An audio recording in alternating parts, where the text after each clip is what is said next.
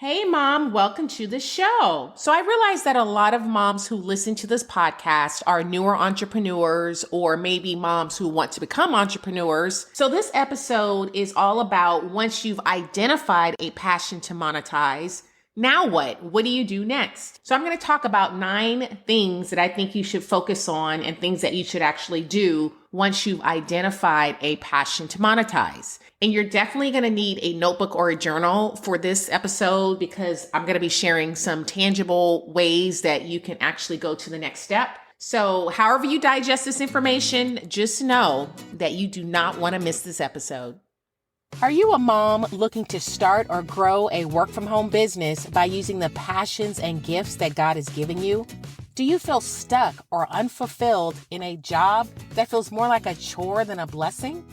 Well, welcome to Monetize Your Passion. I'm Tara Lawn, celebrity blogger, content creator, and passion and purpose coach. I'm also a multi-passionate, Jesus-loving wife and mom who has spent over a decade managing demanding corporate jobs, raising small kids, while never giving up on my dreams. On this show, I want to help you pursue and monetize your God-led dreams by sharing creative online business strategies to help you turn your talents into fulfilling money-making opportunities. I'll also feature amazing moms who will motivate you with their expertise and success stories. My prayer is that you'll find inspiration from God, encouragement, and practical insights to monetize your passion. Hey Mom, if you're not yet on my newsletter, I encourage you to sign up. I only send an email once a week and I keep you posted on podcast episodes, new blog posts and interviews, monetization and marketing ideas, giveaways, and so much more. So if you want to stay in the loop, please be sure to click the newsletter sign up link in the show notes and I will keep you updated. All right, so again, once you've identified a passion to monetize, now what? So the first thing that you should do once you've identified this passion is to decide on how you'll help your audience. What do you want to do with that passion? So just take your journal or your notebook and just write down, you're just brainstorming. So it's going to evolve over time. How do you want to help people with that particular passion? If your passion is sewing, how do you want to help people with that sewing skill or passion? If your passion is cooking, how do you want to help people with that? And again, you're going to refine things as you go. And as I talk, things will be clearer. But for now, just write down what you think right now. How do you want to help people with the passion that you've chosen? What transformation do you want them to see? Do you want to help others learn a skill? Do you want to help them achieve a goal or overcome a challenge? Again, as we go through this episode, things will become clearer to you. But just for now, as you're brainstorming, just write down how you want to help your audience. All right. Second, identify the specific market segment that you want to serve. So this is called your niche. So again, if your passion is cooking, maybe you want to help busy 2-income families create quick, healthy meals. Or if your passion is personal finance, maybe you want to focus on guiding women who are over a certain amount of dollars in debt toward financial freedom. If sewing is your passion, maybe you want to help new crafters create beautiful, easy to follow quilting patterns. So over the last 10 years, I've gotten more clear on my niche, and I have even rebranded my podcast. And I just did a recent episode on this on October 28th of this year, which is episode number 139. I'll leave the link in the show notes. So once I niched down and I rebranded this year, my audience size tripled within 6 months. And my podcast went from a top 5% global podcast to a top 1.5% global podcast. Again, within a matter of months. Once I rebranded and I got clear on the market segment that I was trying to target. So again, just brainstorm, write down in your journal or your notebook what specific market segment you want to serve. And again, over time, you will get clearer on this. So next, you want to define your ideal client. So once you've figured out what segment of the market you want to help, now it's time to define your ideal customer. And maybe your ideal customer is you 5 years ago before you came up with this great transformation that you're trying to help your audience with. So think about who could benefit the most from your skills. Are they beginners? Are they fellow moms? Are they aspiring mompreneurs or businesses? Once you figure this out, this will help you tailor your content, your services, or your products to your ideal customer. So let's keep with the sewing passion that I mentioned earlier. So let's say you want to help new crafters create beautiful, easy to follow quilting patterns. So let's say that's your niche. Your ideal customer might be stay-at-home moms who want to make their own quilts. Or maybe it's midlife entrepreneurs who want to learn quilting on their off hours. So this is where you will get very specific about who your target client is. And you're going to cater to that specific client or customer. So next, you're going to brainstorm on how you want your brand to look. So eventually you'll need a website, but for now, start by exploring some free websites to see what look and feel resonates with you and aligns with what you're trying to do. So I'll just take myself as an example. When I started my blog 10 years ago, mommy blogs were very popular and I wanted mine to stand out. So I didn't want it to look like the other mom blogs that I saw out there. I wanted it to look more like a magazine. So I had certain colors in mind that I wanted the website to have, like lavender. That was what stuck out to me. So I hired a graphic designer who specialized in this. That's what her brand themes were. You don't have to hire someone. For now, I just want you to brainstorm on how you want your brand to look. Again, you can go to like a WordPress, Wix, Squarespace, like all these different websites, and they give you templates. They'll show you ideas on different websites that you can have, and it'll just spark some ideas. And again, this is just like the brainstorming part of figuring out what your brand's going to look like. All right, number 5 is I want you to choose your marketing platform. So you're going to decide on how you're going to show up. How are people going to actually find you? Your target audience needs to find you in some way. So you need some sort of platform for them. And this is where you're going to post regular, consistent content. And there's long form platforms where you'll produce longer, more in-depth content like a podcast, a blog, or a YouTube channel.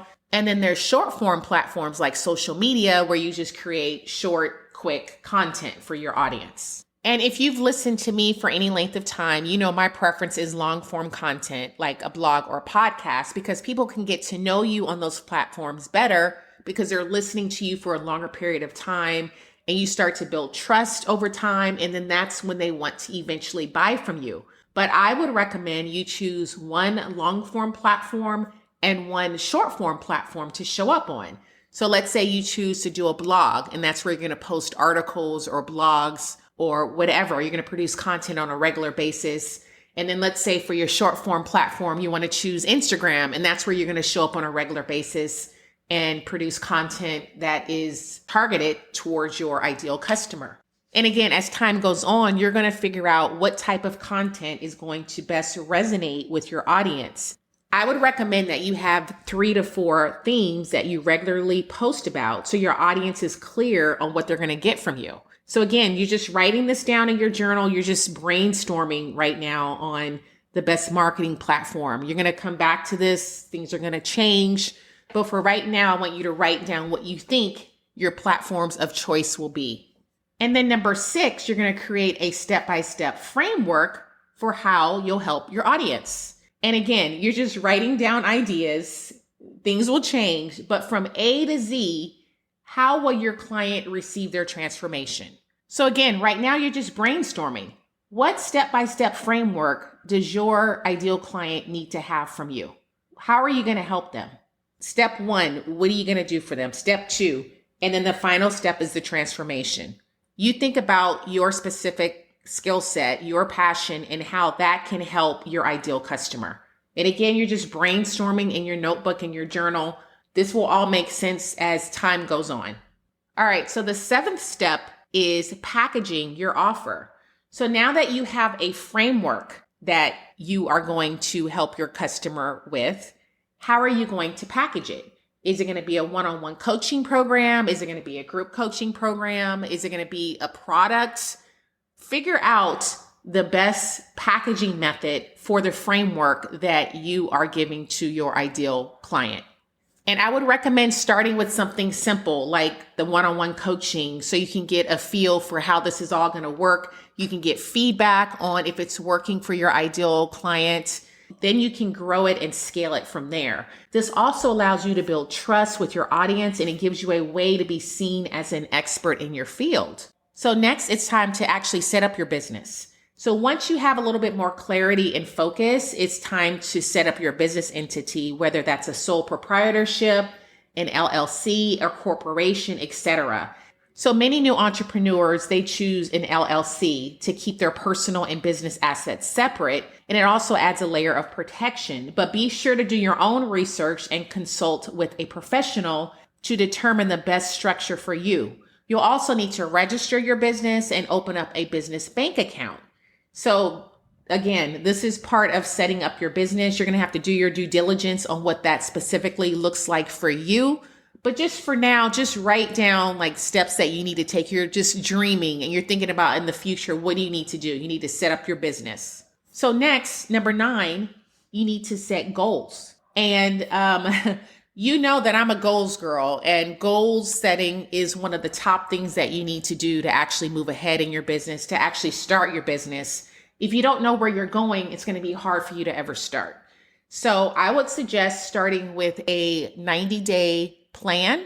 So what is the top goal that you want to set in 90 days? And maybe that's to monetize whatever passion you have. Then I would set monthly goals. How are you going to get to that 90-day goal? What are the monthly goals that you need to do in order to get to that 90-day goal? Then you're going to set weekly goals. What are the weekly goals that you need to set to get to the monthly goals? Then you're going to set daily goals. So you see where I'm going with this. You are going to set the main goal, the major goal for the quarter, and then you're going to create bite-sized goals to help you get to that 90-day goal. So even though I just given you those 9 steps, it's not all inclusive. For now, you're just writing down all your ideas in a journal or a notebook. And I recommend praying over each of these steps and see what God brings to your mind. Because as you continue this journey, He will open up the right doors for you. It doesn't all come at one time. As you're actually taking the steps to do the things that you know to do or that God puts in your heart, the doors will open, more clarity will come. It'll get easier. But the idea is to start, and you have to have these goals written down so you know what your plan is.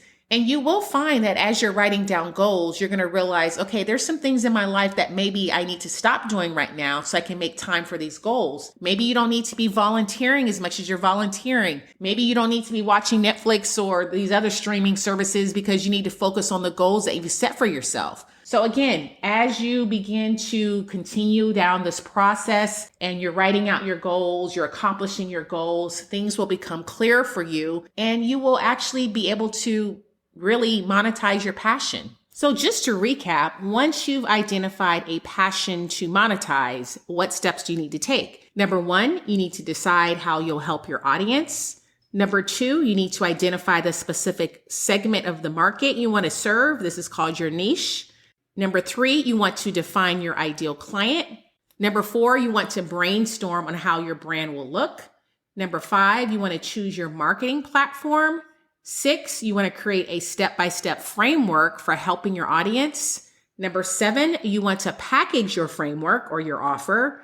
Number 8, you want to set up your business. Number 9, set goals. And then, of course, pray. Pray about every step of this journey. So if you need help with any of this, then please book a coaching call or a coaching package with me, and I can help you with any of these steps. I will have a link in the show notes with a coaching application to see if we're a good fit for working together. I hope this episode was helpful for you.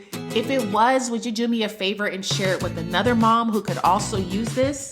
As you know, my podcast is meant to be a blessing to mothers, so any support from you would be so appreciated. Until next time.